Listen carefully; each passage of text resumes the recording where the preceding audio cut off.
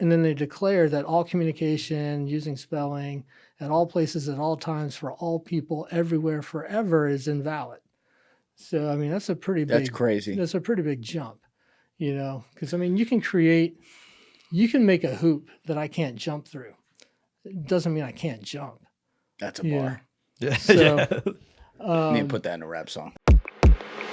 because part of the issue with at least my daughter and a lot of autistics are they don't feel their bodies. They don't have a sense of where they are in space very very well. They I mean, some of them even said they didn't know they had a body. as Akil talked about, didn't even know he had a body. But yeah, my daughter recently just said I hadn't felt my body in 10 years.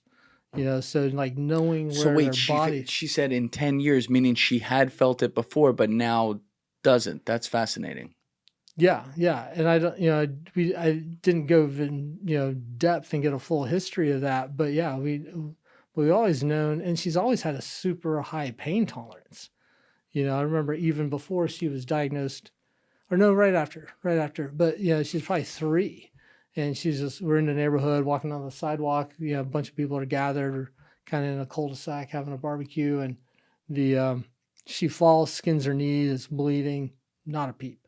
And like the other little 3 and 4-year-olds are like, she didn't even cry, And so even from a young age, she's like I think both their pain perception is totally different, and a lot of them have chronic pain and, in some cases debilitating, pain, because the sensory system is just processing everything so differently. Interesting. So it's like their nervous system is changed by all this because it doesn't run on the same pathways that yours or mine does. Right. And, so going back, so that was, and they talk about a little bit of the controversy. It kind of had to deal with, had to do with a, accusation of, sexual abuse, and it went to the courts, and episode 8 kind of talks a lot about that. And so, before that though, there had been over a decade of people doing this and people writing books and, authorship and all this stuff. But then, this big court case comes up, and a couple of court cases, and they, create a test that then the autistic person is, not able to perform. And then they declare that all communication using spelling at all places at all times for all people everywhere forever is invalid. So, I mean, that's crazy. That's a pretty big jump, because I mean, you can make a hoop that I can't jump through. It doesn't mean I can't jump. That's a bar. Yeah. So, Need to put that in a rap song. And that's what they did. They created a hoop that, in certain specific situations, these people did not, jump through the hoop. And then they declared it invalid at all times, all places, for all people forever. And meanwhile, there are studies that have demonstrated that spellers have done message passing tests correctly, and those have been published.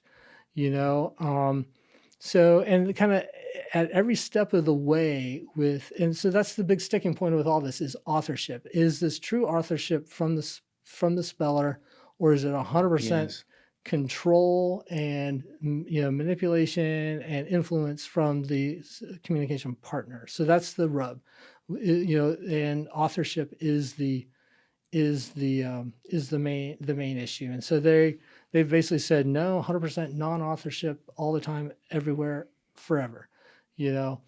But in the reality, if you look at the data, is actually we just have conflicting data. We have some studies have shown that they do pass the message passing test. Other studies they haven't performed and they don't do it. So we have that all the time in science. We have all that time where people do studies. There's data. Some of the brain connectivity research that they've done in autistics, there's some conflict in those studies. All those aren't uniform. There's some heterogeneity within the literature about that. No one's saying, oh, we've debunked differences in brain connectivity for all autistics. They're not saying that. They're saying, hey, we have some discrepancies in the data.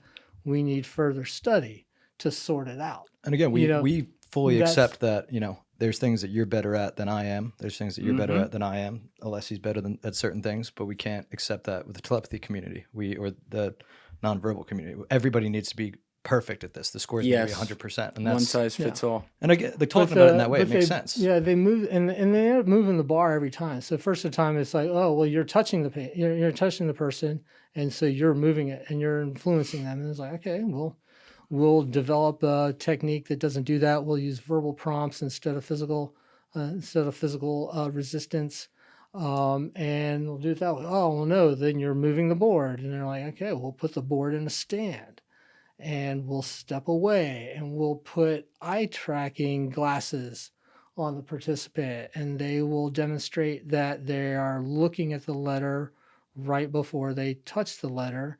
No one's touching them. The board's in the stand. No one's touching the board.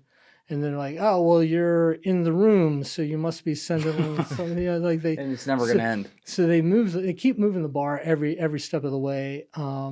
Meanwhile, there's thousands of people that are, understanding, and, the number of spellers continues to grow. But it's just, it's really obnoxious that, and they're trying to, the gaslighting and the Darvo tactics that community uses against us. They say that, we are stealing their voices when we're like giving them a voice. Stealing the voices of the nonverbal autistics by trying to raise awareness on this. And trying to give them a communication method that works for them, trying to give them spelling. Because they say, well, you should teach them sign language, or you should teach them we tried that, PECs. dipshit. Yeah, it's like, we did that for 10 years. We did that. We did your PECs. We did, the picture exchange communication system. Meanwhile, when they teach PECs at the beginning, you know what they do at the beginning? No. They do hand over hand. They grab their hand and they push the thing. And that's how they teach PECs at the beginning. And you're like, standards for thee, not for me. Come on. There was something cool that Kai tweeted out. She was like, this was somebody else's quote, but it was like, what's more realistic, that you're tapping away that beautiful message that Lily typed up, or that Lily's coming up with it? Like, think about it. Use your brain. Like, that's. I'm a psychotic ventriloquist. That sounds about right. That's what I am. Good title. Yeah.